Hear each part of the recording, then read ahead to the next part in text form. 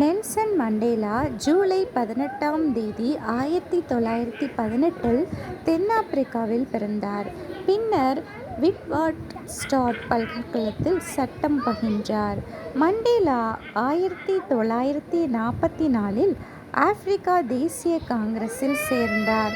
நிறவெறியை தீவிரமாக எதிர்த்தார் மற்றும் ANC, அதாவது ஆப்பிரிக்க தேசிய காங்கிரஸ் யூத் லீக்கை இணைத்து நிறுவினார்.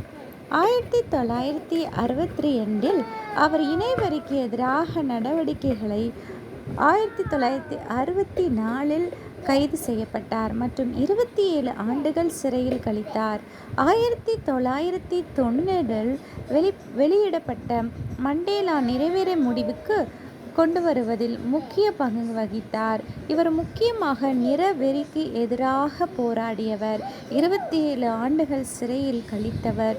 1994இல் அவர் தென்னாப்பிரிக்காவின் முதல் கருப்பு ஜனாதிபதியாக திகழ்ந்தார்.